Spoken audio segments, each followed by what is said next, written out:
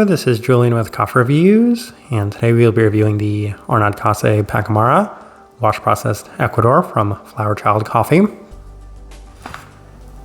And there's the bag right there. And Flower Child, based out of Oakland, California. And if you're getting a sense of deja vu, then that's because we had previously reviewed the Arnaud Causse Bourbon from Flower Child earlier this year. And I enjoyed that coffee so much that it prompted me to purchase this one immediately upon its release. So I'm definitely curious to see if this coffee exceeds my expectations in the same way that that one did, as this right here is day 43.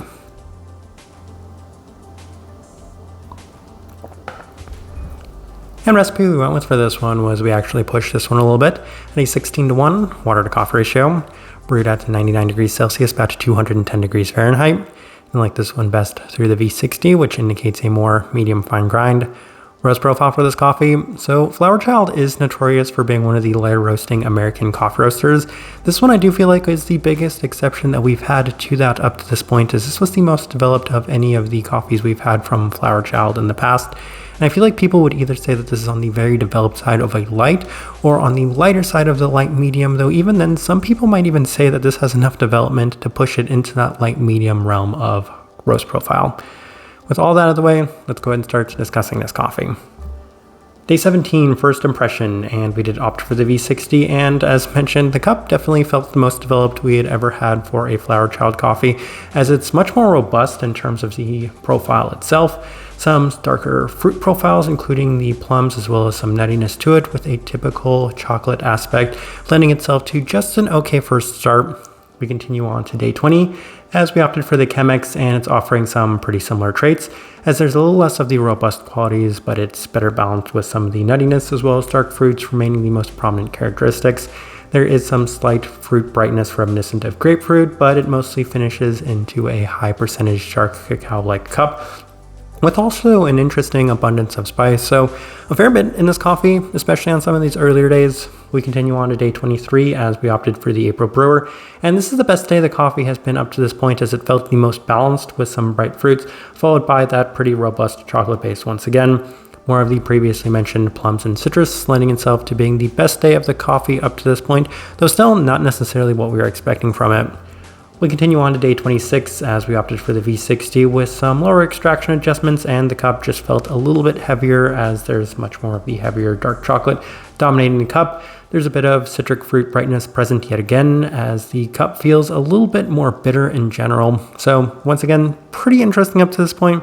We continue on to day 29 as we opted for the Chemex with the same adjustments, and the struggles continue as there's a fair bit of the savory qualities now to contrast the darker chocolate base. Cup feels heavy and savory with a slight nuttiness to it once again. Adjustments were definitely needed, as this was my least favorite today of this coffee up to this point. Continue on to day 32, and just for fun, I decided to go in the complete opposite direction, and it weirdly worked out, as the higher temperatures and more fine grind on this one helped really improve the cup as a whole, with just better balance and structure to it, offering a lot of the similar qualities to the Causse Bourbon in a sweeter and near tropical fruit sense.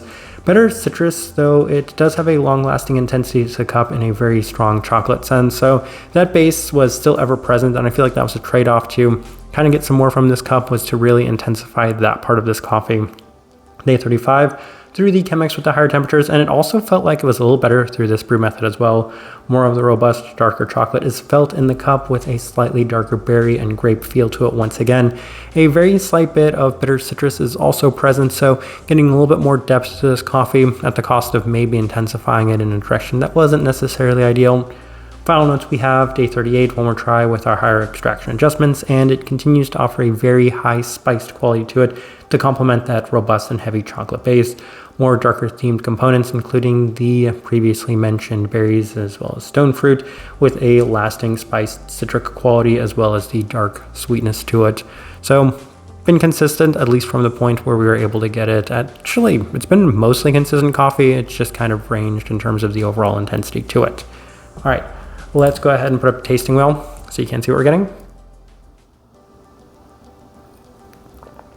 And we have quite a few level 4s. Let's go through those, and we'll start with the body at a level 4. So this one had a lot of texture, and I feel like that's something that we haven't necessarily discussed too much up to this point, and maybe one of the underappreciated qualities of this coffee, because the texture to it, it just got so much of the body, it's got so much heaviness to it and so much intensity in terms of that specific category. So that could be a big selling point to a lot of people on this coffee, as it's by far the most, we'll just say, full-bodied cup of coffee that we have had from Flower Child up to this point. Cleanliness, level 4, that's a slight bit generous in terms of that level 4, though I do have to say that there weren't too many things that were taking away from the overall clarity to it. Maybe just a very strong lack of definition to some of the components within it, and maybe skewing a little bit too much in terms of the, we'll just say, slightly more developed qualities of this coffee. So the darker chocolate aspect, the slight bitterness to it, just that very intense robustness of this coffee did seem to take away from the overall cleanliness. But I still said at the end of the day, for most coffees, by most standards, this one still scores that level 4, if still on the slightly lower side as the level 4. Finish, level 4. This is actually something that kind of surprises me, because there were times I said that the intensity of this one is just so long lasting that it was going to score above that level 4. Though at the end of the day, I do have to say that while it's a little bit more long lasting in terms of some slight bitterness, some very strong spiced qualities to it, it still belongs a little bit more there at that level 4 than above and beyond that. Spice, level 4. That's something that I wasn't necessarily expecting with this coffee, and it had a just kind of generic spiced quality to it. I think maybe a really strong spiced chocolate, so just maybe a little bit more of that baker's chocolate, just an interesting chocolate aspect to it. So that scored very high there at that level 4.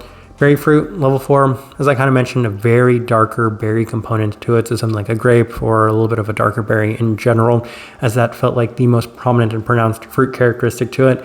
One note I do have to say about this coffee is I have no idea what the tasting notes on this one are actually supposed to be. This coffee was pulled from their website very soon after we had purchased it, so I never even got a chance to look at what the notes are, and anybody familiar with Flower Child's bags knows that they don't actually have any notes.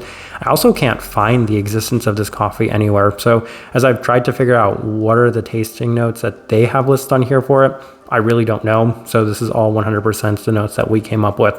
Let's continue on. Chocolate, level 4. As I mentioned, the very strong dark chocolate aspects of this one were the most pronounced and prominent characteristics right from the onset, and I feel like having it there at the level 4 is by far the most true of the level 4s that we do have on this tasting wheel. Let's continue on. Sweetness, level 3. This one, not a particularly sweet coffee, nor was I necessarily expecting it to be. I really hoped for it to be similar to that Bourbon, which was a little bit on the sweeter side of things, especially relative to the expectations. This one wasn't there. Level 3 felt like the best place to put that. Acidity, level 3. I feel like that might be one of the other surprises about this coffee. This is atypical for a Flower Child coffee, I do have to say. Not an overly clean coffee, not an overly bright coffee, and also offering a slight bit of a little bit more development to it. All of those things were things I definitely wouldn't have expected from a Flower Child coffee, and it's something that you can notice when you pick up the coffee. That's something that I might actually discuss a little bit more later. What else do we have? Citrus fruit, level 3. I do have to say that there's a slight citric bitterness to it, a little bit more reminiscent of grapefruit for me from time to time, so that's another note that we picked up from this one. Savoriness, level 3, and I do have to say that there's a little bit of a nutty quality to it, which is definitely in line with a lot of my expectations for what this coffee was, and that came in a little bit more savory of a sense, as well as that spiced quality that was so high within this one. And then there are a couple of other things that I did want to mention very briefly, and those of course are going to be the smoky qualities to it. I think the main reason I put that there was mostly because it just felt significantly more robust. I don't necessarily want to say that it was an overly smoky quality, but by Flower Child standards, once again, this is something that I wasn't necessarily expecting. And that does give me an opportunity to very briefly discuss some things that I should mention. If you take a look at the beginning of this video when we when we include a photo of the coffee beans themselves, you'll see, and it's going to be kind of hard to tell, Pacamara beans are usually a lot bigger than these ones are. These ones were notably smaller. They were notably a little bit more inconsistent in size, and some of them did come out a little bit more broken. So the beans, the visuals of the beans themselves aren't necessarily also what we were expecting, especially from Flower Child or a Pacamara coffee. So all of these factors did come into play with this one. I think we'll discuss that a little bit more in our final thoughts, but as I am looking at this tasting wheel, I do think it's a pretty good representation of what I was getting from this coffee. All All right, so my overall thoughts and impressions of this coffee, let me go ahead and jump right back into that.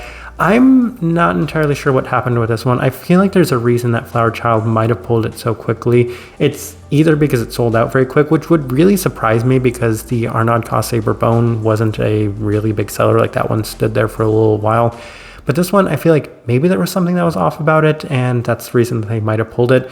But based off of this experience, I do have to say it's just so unique from all of the experiences I've had from Flower Child, but not necessarily in the best way, because it wasn't really similar to the best experiences I had had from Flower Child. It went in the complete opposite direction. So this one was just very different.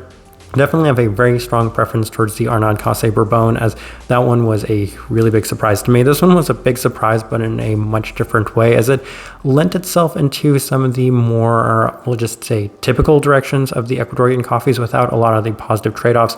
The reason I enjoyed the Arnaud Causse Bourbon so much was because it offered those Ecuadorian characteristics, but with a little bit more of a modern take on it. Very light, still offering a fair bit of brightness to it, some great sweetness, and just some overall depth and complexity. That's not to say that this one didn't offer a lot of depth. It had a lot of things that you can pull out from this coffee.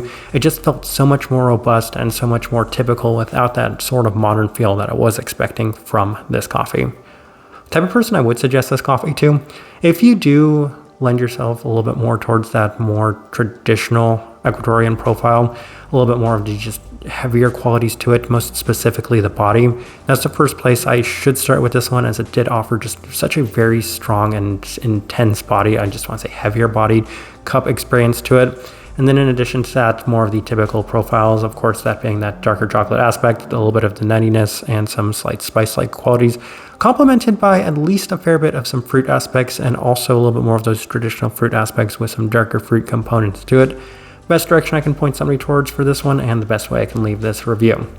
If you by chance had an opportunity to try this coffee, I'd love to know your thoughts and impressions of it as well. I'd be surprised if too many people tried this coffee. As I mentioned, it wasn't around for very long. If you're enjoying the content, give this video a like, subscribe if not already subscribed. This right here has been a review of the Arnaud Causse Pacamara wash processed Ecuador from Flower Child Coffee. Thank you for watching.